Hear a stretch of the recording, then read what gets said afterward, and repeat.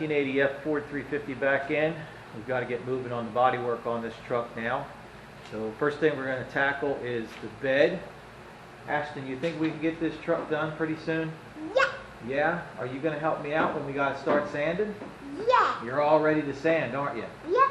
All right. Daddy, wow. It's going to be loud, so we'll put your ear protection on, and we'll put your eye protection on, so you're all set and you're doing everything safe, right?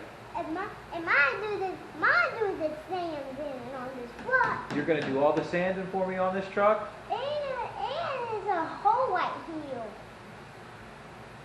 Well, look at that. There's holes in this truck. We got to fix all the holes in this truck, huh? Can't have holes. No. No way. No. So I got my helper ready, so we're going to get to work on this truck. First thing we got to do is we got to get the trim off the bed, tail lights out, bumper off, get everything cleaned off the sides so I don't happen to hit any of the trim with the sander, because it is aluminum and I'm not sure how available it is, but most of this trim's in pretty good shape, so we're going to save it. It really wasn't in the budget to replace any of it. So I got a few areas around the truck I need to take care of. I'll bring you and show you a close-up of those areas, and I'm also going to go through just how you remove trim off of these vehicles, these older vehicles. They have used several kinds of retainers for the trim on these, so we'll go through that, and let's get rolling. You ready to go, buddy? Yep.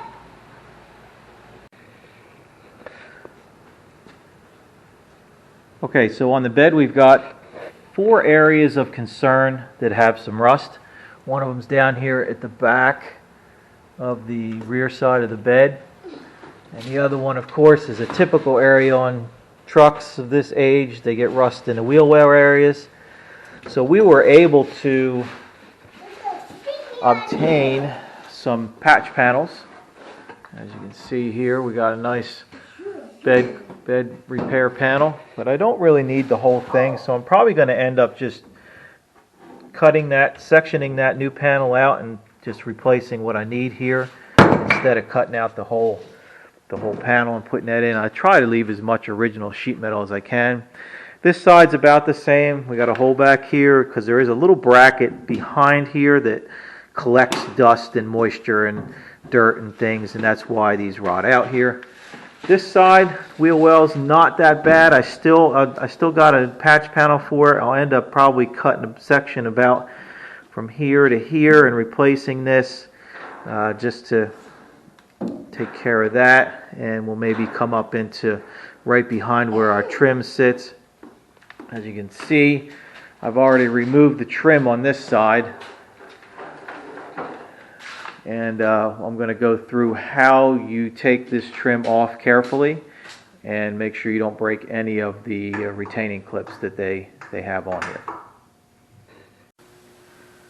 Alright, so I want to talk a little bit about the trim and the clips that hold trim on these older vehicles. Like I said earlier, there's several different types of retaining clips that they use, and it's sometimes can be a little difficult to determine which ones there are, but most of the time, if you have access to the back side of a panel, you're going to have a clip which is similar to this, which has a piece that fits in, and then it's got a stud with a removable nut. So you can get at it from behind the panel, take the nuts off, your piece of trim comes off.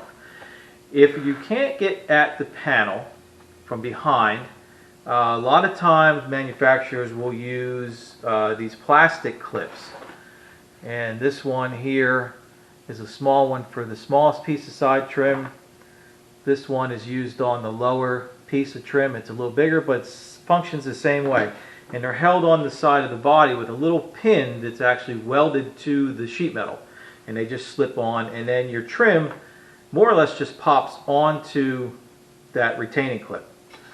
Now this piece, which goes over the wheel well, obviously uses a third style on this truck where it's similar to the one with the retaining nut, but it doesn't use a nut. It just uses a stud that's serrated, and it sits into a small barrel that goes into a hole in the body. So it just pushes on.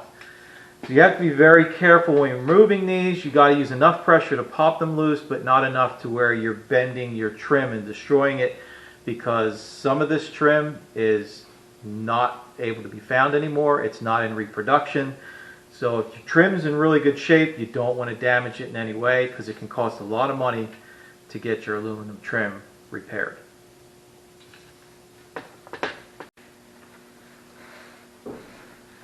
So here on the truck, like I said, I've got the other side off.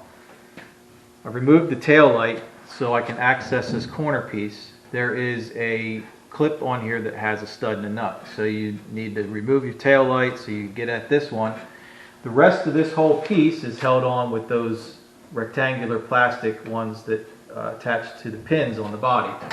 So the way I take these off, I have got these nylon tools. These are actually for doing weather stripping, but they work really well for a lot of other things. You just kind of got to work this down in here, and you can start to see where they're at, and got to work it around where the clip is at. I use a screwdriver too, just to give me a little bit of leverage. You don't want to pry too hard, but just enough you hear it pop. It pops loose, and then you work yourself down and just go along and pop them off. Like I said, it doesn't take a whole lot, and you don't want to pry too hard because you can bend this. It is aluminum. And work same way with this piece down here. This has those studs that sit in the knurled studs that sit in the barrels in the body. So you just kind of work around till you find where they are, and you just want to work your tools around until it will pop free. It starts to pop out. Sometimes the barrel wants to hang in the body, like this one is. And they've been in there for 60 years now, so this one here. See, they just pop free, and that's how these come out. You just go along, you pop them all off. This actually sits down inside of this piece here, so you'll want to remove this one first, and your other side piece, and this one's held on again with the nuts and the studs. So you have to reach out or lay under the truck, remove your nuts, and pull this piece off, and then you can take your center piece off, front piece, work your way around. All the trim on this truck is held on with these 3 different types of clips. So that's what you'll find on these old Ford trucks. Any older car is going to have a clip similar to that. And like I said, if you have access behind the panel, you're usually going to find one with a stud and a nut. And those are the easiest ones to take off without doing any damage to the trim. Okay, we got all the trim off the side of the truck, top, bottom, popped all this off. So these clips here are what hold the top piece on. I showed you those earlier. The way you take these off, you have to be very carefully just give them a little tap, and they'll slide forward. See, they've got a slide, and there's a pin that's attached to the body where all these clips go. Everywhere these are at.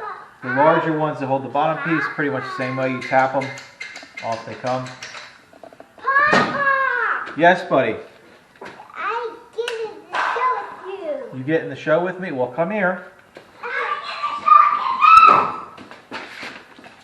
Alright, everybody wants to get in the show today.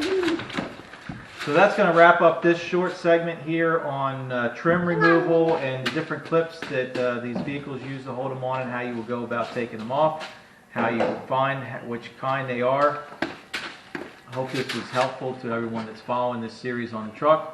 We're going to keep going with the work on this. My goal was to get the bed pretty much rust repaired on this, and have it sanded down and in primer within the next couple weeks, so we can move on to some other things on this truck and get back on Project Zombie.